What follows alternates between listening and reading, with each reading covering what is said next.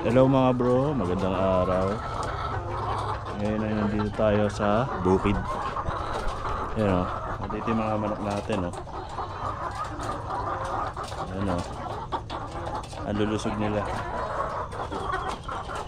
Tapos mayroong isang itlog dito. Ayan o.